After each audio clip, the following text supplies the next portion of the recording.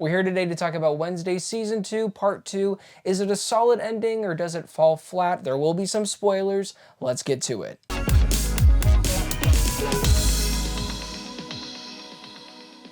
We pick back right after the chaos of the psychiatric hospital in Part 1. Escapes, revelations, and of course that 1 month cliffhanger of Wednesday dying. She's fine. We all knew that was gonna happen. Now she's facing the fallout of her actions and being led by her spirit guide, Principal Weems. One thing that I really appreciated about Season 1 was the mystery about who the Hyde was. All of that was really well layered. In Season 2, the mystery falls really flat. Part 2 does a bit of a better job, where Judy was revealed to be the Raven Lady villain psychiatric hospital person who was doing experiments on people. Blame, boring, didn't really care for that. Part 2 does have some reveals that are worth the wait. The thing that really surprised me about Season 2, Part 2 is Tyler's relevance to this overall season. I thought his arc would be wrapped up pretty well in Part 1, but no, he is here for the long haul, and maybe even more for Season 3. The main focus here is Wednesday still trying to keep Enid alive from these visions that she's getting, and trying to untangle the web that is her powers, her abilities. The zombie Hyde connections are actually fascinating and add real weight to the overall story. My only hang-up is the empathy theme. The entire season pushes Wednesday into this position of being an emotional person while also lacking emotions at the same time. It's still a fun complexity, right,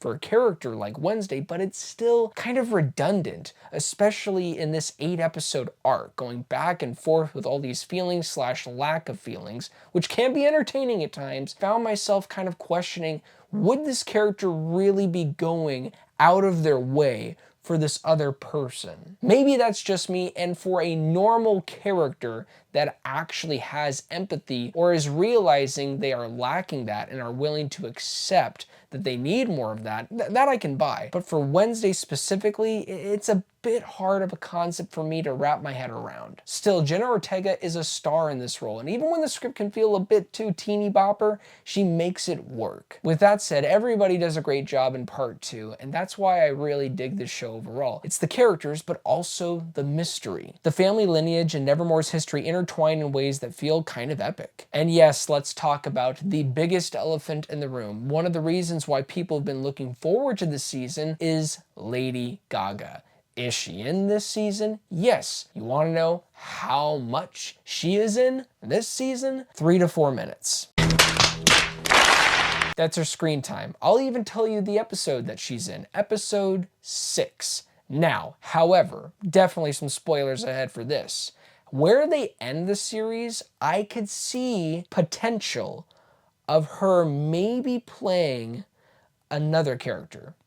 I'll get to that later. Okay, Joseph, but how is she in the show? She's great. It's Lady Gaga. There is nothing ever to complain about her vocals and her acting abilities. She's great in this 3 to 4 minutes of screen time, and what she does, though, is pretty important for the character of Wednesday and Enid. What we get is a Freaky Friday situation. They swap bodies. It's playful, weird, and gives Ortega a chance to show a whole new side of Wednesday that we never knew we needed.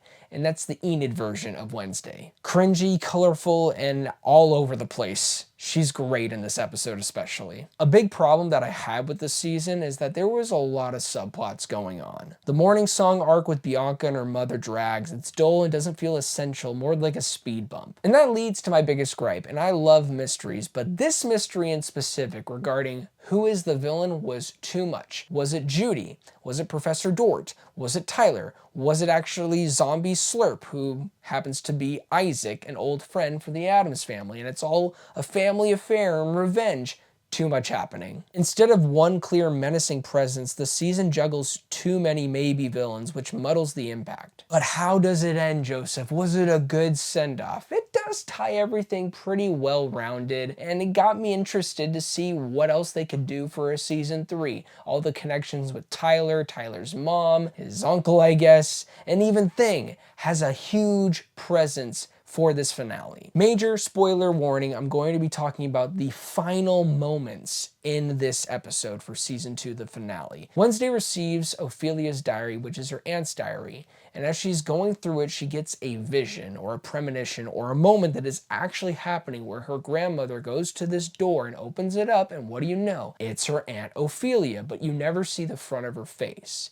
It's white hair, and on the wall it says, "Wednesday must die." Clearly, Ophelia is going to be the main villain in season 3. Love it. Great setup. Can't wait for season 3 in 2030. Pray to God that does not happen. But besides that, they don't show you the face. And I gotta tell you, it really looks like the back of Lady Gaga's head. Now, I'm not going to bet a lot of money on that, but I would really like to believe that Lady Gaga is going to somehow play a more important role than a past teacher that does a Freaky Friday situation, and that's it. That's my theory. Overall, my thoughts for this season, it has its ups and downs. Part 2 is stronger than Part 1, riding the momentum with better payoffs and more energy, even if it's weighed down by way too much happening. Still, the performances, the mystery, and Tim Burton's weirdness makes this journey a little worth the ride. 7 out of 10. Thank you guys so much for watching this review. It really means a lot. Please don't forget to like and subscribe, but most of all, do not forget to be blessed.